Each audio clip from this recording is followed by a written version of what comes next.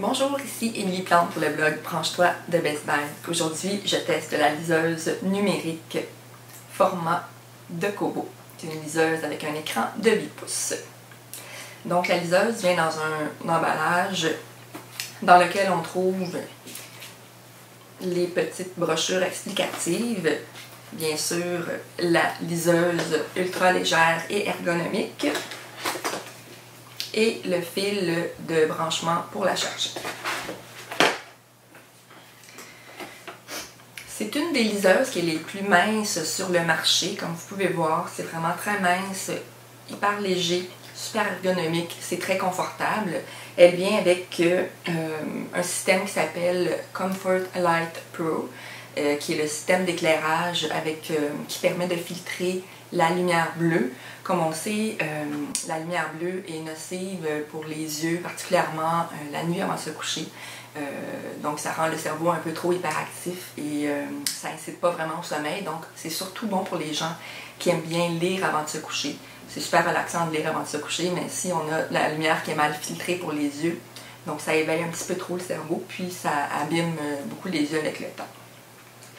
Donc, ce qui est différent avec cette liseuse numérique de Kobo, c'est qu'on peut lire de deux façons. Donc, soit en tournant les pages de façon tactile, parce que c'est un écran tactile, et soit en utilisant les boutons sur le côté. Donc, on peut tourner les pages de deux façons. Ici, on a la Kobo format en écran de veille. Donc, pour l'ouvrir, il suffit de peser sur le petit bouton qu'il y a ici. Donc, on appuie, puis maintenant, elle est ouverte. La Kobo est étanche avec la protection imperméable HZO. Donc, ça vous permet de lire dans le bain, à la plage, sur la barre d'une piscine. Elle peut être submergée pour une courte durée, donc il n'y a pas de problème. C'est sûr que je ne vous conseille pas de faire de la plongée sous-marine avec votre Kobo, mais si elle est légèrement submergée dans l'eau, il n'y aura pas de problème avec son étanchéité. Ce qui est intéressant aussi, c'est que l'écran pivote automatiquement quand on est en mode lecture. Donc je vais vous montrer. Si on fait une lecture, on peut la tourner de manière à lire soit en mode portrait ou en mode paysage. Moi, ça a été un des petits hics que j'ai trouvé avec cette liseuse numérique, c'est que parfois la rotation automatique se fait très lentement. Donc ça peut être un petit peu inconfortable, là, mais sinon c'est comme un des gros points négatifs. Je dirais qu'il n'y a pas tant de points négatifs que ça avec cette liseuse-là. Elle a un stockage interne de 8 gigaoctets, donc vous pouvez télécharger une foule de livres. Pour télécharger les livres,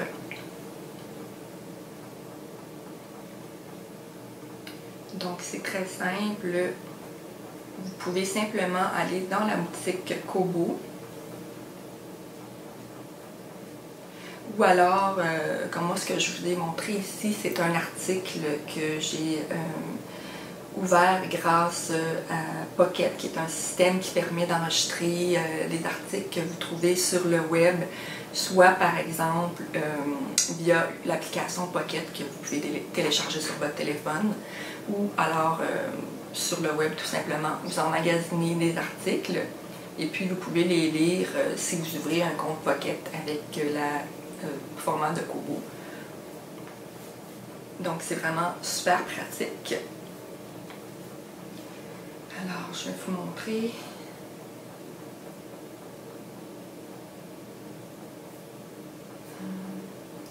Ok, si on veut revenir à l'écran d'accueil, ici, ouais, ça c'est un autre petit hic. Des fois, ça comme des petits flashs qui dérangent un petit peu la lecture, mais ça n'arrive pas toujours.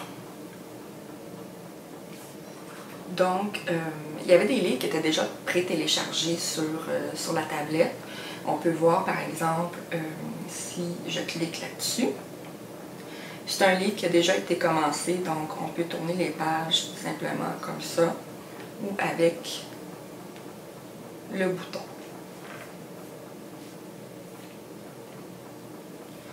Il y a une autre fonction intéressante avec la liseuse format, c'est qu'on a accès à une application qui s'appelle Overdrive, qui nous permet de, grâce à une carte de membre d'une bibliothèque, de télécharger des livres numériques, des titres numériques.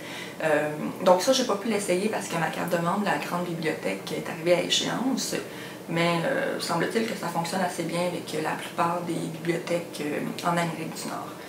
Donc ce qui est intéressant avec la Kobo, c'est qu'elle comporte plusieurs fonctionnalités. Donc on peut aller voir les collections de livres qu'on possède, la boutique Kobo si on veut acheter des titres.